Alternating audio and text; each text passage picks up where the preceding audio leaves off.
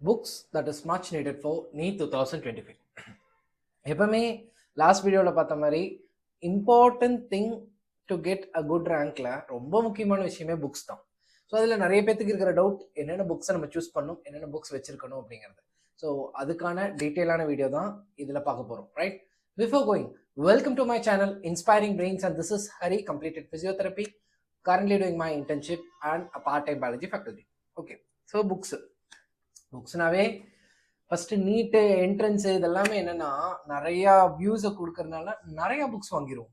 இது அது அது அதுன்ட்டு சில பேர் என்னன்னா நிறைய புக்ஸை வாங்கி அப்படியே வச்சுட்டு they stick to some of the important things. இம்பார்ட்டன்ட்னா எதை படிக்கணுமோ அதை மட்டும் படிப்பாங்க. சில பேர் என்னன்னா வாங்கிட்டோங்கிறதுக்காக எல்லா புக்லையும் படிப்பாங்க. அது கடைசியில் பார்த்தா ஆக்சுவலா இந்த புக்ஸ் எதுவுமே ஃபாலோ பண்ணாதவங்களை விட இவங்களுக்கு மார்க்ஸ் கம்மியாக வரும். ஸோ இதெல்லாம் தான் இதோட difference. So will see what to follow, right? So first important book is NCERT. எல்லாத்துக்கும் தெரிஞ்ச புக்கு தான் அது. இப்போ லாஸ்ட் வீடியோவில் நிறைய பேர் கமெண்ட் பண்ணியிருந்தாங்க, லைக் ஸ்டேட் போர்ட் புக்ஸ் எல்லாம் யூஸ் பண்ணலாமா அப்படின்னு. ஸ்டேட் போர்ட் புக்ஸ் நாலேஜுக்கு okay, it's well and good. But NEET அப்படின்னு எடுத்துக்கிட்டா அதுக்கு இருக்கிற ஒரே புக் NCERT தான். NCERTல இருக்கிறது தான் கேட்பாங்க, NCERTல இருக்க வேர்டிங்ஸ் தான் வரப்போகுது. So it is waste of time to follow other books. Knowledge அதெல்லாம் தாண்டி இந்த புக்கில் தான் வரப்போகுதுன்னா இந்த புக்கை தான் நம்ம ப்ரைமரி சோர்ஸாக வச்சுருக்கணும், ரைட்? ஸோ அதில் நீட்டாக NCERTங்கிறது ஃபார் எக்ஸாம்பிள் ஒவ்வொரு சப்ஜெக்ட்டுக்கும் பிரிக்கலாம். ஸோ இப்போ NCERT எடுத்துட்டேன். ஃபர்ஸ்ட் பயாலஜியை பொறுத்த வரைக்கும் each and every word is important. அதில் இருக்க ஒவ்வொரு வார்த்தை, பேராகிராஃப், பிக்சர்ஸ், சம்மரி எல்லாமே இம்பார்ட்டன்ட். இதை நம்மளால மேக்ஸிமம் டைம் ரிவைஸ் பண்ண முடியுது அப்படின்னா this one book is enough to get you like 340 350 plus in 3 out of 316 biology. அது வாங்குறதுக்கு இந்த ஒரு புக் போதுமானது. So but how we utilise it அது அப்படிங்கிறதா மேட்ரு. ஸோ நம்ம இந்த டெக்ஸ்ட்டை 10 புக்கில் படிக்கிறதுக்கு பதிலாக இந்த ஒரு புக்கை க்ளீனாக படித்து அதை எத்தனை டைம் ரிப்பீட் பண்ணுறோம். நான் சொன்ன மாதிரி ஒவ்வொரு பிக்சர்ஸும் அதில் இம்பார்ட்டன்ட், ஒவ்வொரு லைன் இம்பார்ட்டன்ட், ஒவ்வொரு பேராகிராஃப் இம்பார்ட்டன்ட், ஒவ்வொரு சம்மரியும் இம்பார்ட்டன்ட். அப்படி படிச்சிங்கன்னா NCERTயை வச்சு பயாலஜி ஈஸியாக கிராக் பண்ணிடலாம்.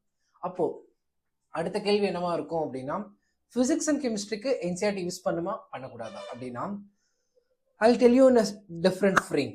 First of all, physics ஆகட்டும் கெமிஸ்ட்ரி ஆகட்டும், you will directly engaging in problems, maximum problems, concepts அந்த மாதிரி டேரெக்டாக போயிடுவோம். பெருசாக NCERT யூஸ் பண்ணுவோமான்னு கேட்டால் மேக்ஸிமம் யாரும் யூஸ் பண்ணுறதில்ல.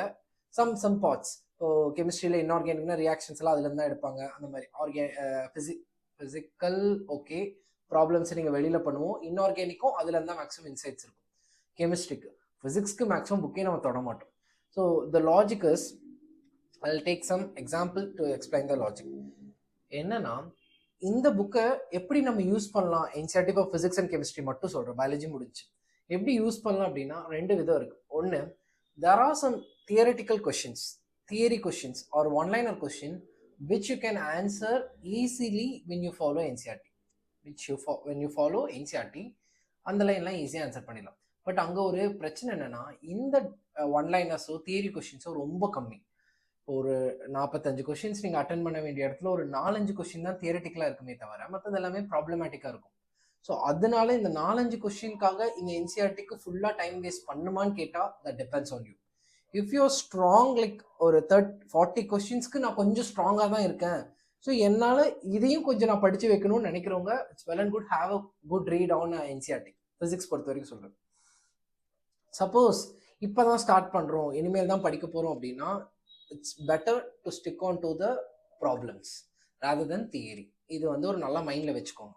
செகண்ட், NCERT வேற எப்படி யூஸ்ஃபுல்லாக இருக்கும் அப்படின்னா, அதோட ஒர்க் அவுட் பண்ண ப்ராப்ளம்ஸ், எக்ஸாம்பிள் ப்ராப்ளம்ஸு, எண்டில் கொடுத்துருக்க ப்ராப்ளம்ஸ் என்ன அப்படின்னா, we'll work out many things. But இந்த இதில் கொடுத்துருக்கிறத தான் எக்ஸாம்பிளாக எடுத்து நம்மளுக்கு ஒவ்வொரு ப்ராப்ளம்ஸையும் ஃப்ரேம் பண்ணுறாங்க. So if you know these things then that will be easy. Again it is a different concept. இது வரைக்கும் எல்லாரும் சொல்லாத மாதிரி இது வித்தியாசமாக நான் சொல்கிறது ஏன் அப்படின்னா, this will fetch you some concepts, some confidence as well as some good marks. இது எல்லாமே இதில் வரும். ஸோ NCERT ஃபிசிக்ஸ் நீங்கள் யூஸ் பண்ணணும்னா ரெண்டு விதமாக யூஸ் பண்ணலாம். ஒன்று, தியரட்டிக்கல் கொஷின்ஸ் ஆன்சர் பண்ணுறதுக்கு யூஸ் பண்ணலாம். இன்னொன்று, அதில் இருக்க book back problems as well as example ப்ராப்ளம்ஸை நம்ம ஒன்ஸ் நல்லா பார்த்தோம் அப்படின்னா will know the format of questions. And அதுக்குள்ள ஒரு பெரிய அதுலலாம் பெரிய பெரிய ப்ராப்ளம்ஸாக இருக்கும். அதுக்குள்ள தான் 2-3 பிரிச்சு 2-3 கொஸ்டின்ஸா வரும். So these things will be easy once you go through this. Again if you are not so strong, இல்லை எனக்கு இது ஃபாலோ பண்ணணுமான்னு தெரியல, எனக்கு இது எப்படி படிக்கணும்னே தெரியல அப்படின்னா, it's well and good. Follow your teacher. உங்கள் ஃபிசிக்ஸ் டீச்சரும் உங்கள் கெமிஸ்ட்ரி டீச்சரும் என்ன சொல்கிறாங்க, அதுக்கு தகுந்த மாதிரி அதுக்கு என்னென்ன ப்ராப்ளம்ஸ், ப்ரீவியஸ் இயர் கொஸ்டின்ஸ் அப்படி நீங்கள் போய்கிட்டாலும் better. If you want to crack like a good rank with very good marks like 700+ அப்படின்னா இந்த NCERT for physics and chemistry is important. அதை தான் நான் சொல்ல வரேன். ரைட், முடிஞ்சு போச்சு. Second important book is previous year question book. அதுலேயும் நிறைய பேர் என்னென்னு கேட்குறீங்க.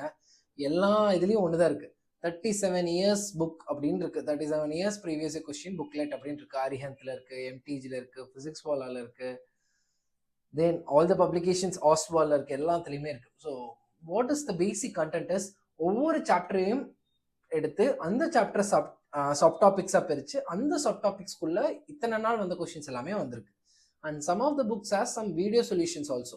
அது ஏதோ ஸ்கேன் பண்ணால் வீடியோ சொல்யூஷன்ஸாக வர மாதிரி சில கொஸ்டின் பேப்பர்ஸும் வச்சுருக்காங்க.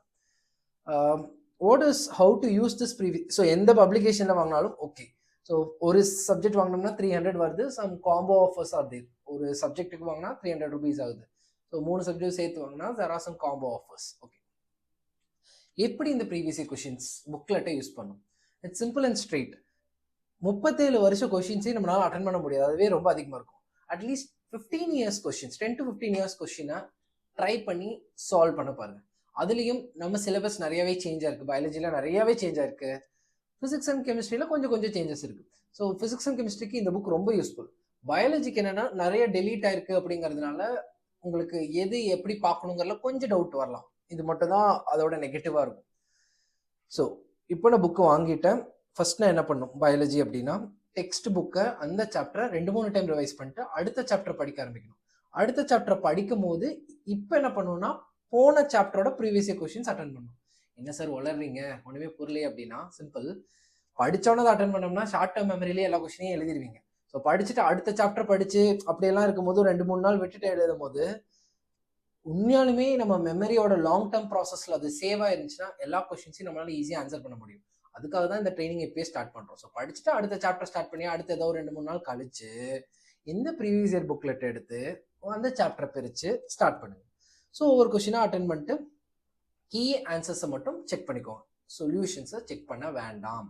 ஏன்னா பயாலஜியில் சொல்யூஷன்ஸை செக் பண்ணிங்கன்னா அதுக்குள்ளே நிறைய தியரட்டிக்கலாக கொடுத்துருப்பாங்க. அது ரொம்ப அதிகமாக இருக்கும். ஒவ்வொரு டைமும் அந்த தியரி எடுத்து நம்ம மக்கப் எல்லாம் பண்ணிட்டு இருக்க முடியாது.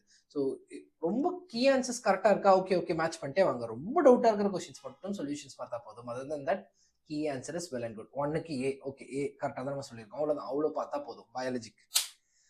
when it comes to physics and chemistry, same way 10 to 15 years question ஒவ்வொரு சப் டாப்பிக்கையும் அட்டன் பண்ணுவீங்க. அட்டன் பண்ணும்போது சில கொஸ்டின்ஸ் ரொம்ப கிளவராக இருக்கும், சில கொஸ்டின்ஸ் ரொம்ப அழகா அந்த ஒரு கொஸ்டின் அந்த மொத்த சாப்டர் எக்ஸ்பிளைன் பண்ற அளவுக்கு இருக்கும். ஸோ இதெல்லாம் நம்மளுக்கு தெரியணும்னா நம்ம போட்டு பார்த்துட்டு சொல்யூஷன்ஸை கண்டிப்பாக பார்க்கணும். பயாலஜியில் பார்க்க வேண்டாம்னு சொன்னால், பட் ஃபிசிக்ஸ் அண்ட் கெமிஸ்ட்ரியில் கண்டிப்பாக சொல்யூஷன்ஸ் பேஜை பார்க்கணும். அதை பார்த்தா தான் அதுக்குள்ளே இருக்க ஃபார்முலாஸ், அதுக்குள்ளே இருக்க ஷார்ட்கட்ஸ், அதுக்குள்ளே இருக்க வே ஆஃப் ஒர்க் அவுட் எல்லாம் கொஞ்சம் கொஞ்சமாக நம்ம ஈஸியாக மண்டையில் ஏறும். ஸோ இதே டைப்பில் எந்த ப்ராப்ளம்ஸ் வந்தாலும் நம்மளால அட்டன் பண்ண முடியும். ஸோ எகெயின் ஃபிசிக்ஸ் கெமிஸ்ட்ரி இதர் நீங்கள் கிளாஸில் படிக்கிறது அதை மைண்டில் நல்லா ஏற்றி ரிவைஸ் பண்ணி ஃபார்முலாலாம் ரிவைஸ் பண்ணிக்கிறீங்க. வேறு ஏதாவது ஒரு சாப்டர் படிச்சுட்டு ஒரு 1 or 2 daysக்குள்ளே இந்த ப்ரீவியஸ் இயர் புக்லெட் எடுக்கிறீங்க, ஓப்பன் பண்ணுறீங்க, ஒவ்வொரு சப் டாப்பிக்காக அட்டன் பண்ணுறீங்க. ஒவ்வொரு சப் டாப்பிக்குள்ளேயும் ஏதோ 1-2 ப்ராப்ளம் ரொம்ப அழகாகவும் ரொம்ப டிஃப்ரெண்ட்டாகவும் நிறைய கான்செப்டாகவும் இருக்கும். அதை ஸ்டார் போட்டு வச்சுருங்க. பின்னாடி இந்த சாப்டர் ரிவைஸ் பண்ணுறதுக்கு இத்தனை ப்ராப்ளமையும் நம்மளால ஒர்க் அவுட் பண்ண முடியாது. கிட்டத்தட்ட ஒரு 150 கொடுத்துருப்பாங்க, அத்தனையும் நம்மளால ஒர்க் அவுட் பண்ண முடியாது.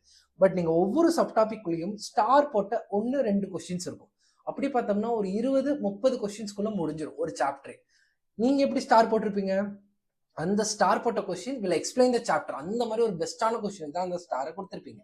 ஸோ அப்போ ஸ்டார் கொஸ்டின்ஸ் எல்லாம் நம்ம மறுபடியும் ரிவைஸ் பண்ணும் போது போட்டு பார்த்தாலே அந்த சாப்டரை கவர் பண்ணியிருப்போம். கரெக்டா இல்லையா? ஸோ இதுதான் இந்த மாதிரி தான் ப்ரீவியஸ் இயர் கொஸ்டின்ஸை ஃபிசிக்ஸ் அண்ட் கெமிஸ்ட்ரியில் அட்டன் பண்ணணும். So this is how you have to study and frame the things using these books. You can get the previous questions from any publication, that is not all an issue, but kindly follow the things, right? இப்போ சொன்னதை follow பண்ணுங்க. இதை தவிர உங்களுக்கு வேறு ஏதாச்சும் doubt இருந்தால் மறக்காம கமெண்ட் பாக்ஸில் உங்களோட டவுட்ஸை சொல்லுங்கள். நெக்ஸ்ட் வீடியோவில் பார்ப்போம். Right, thank you.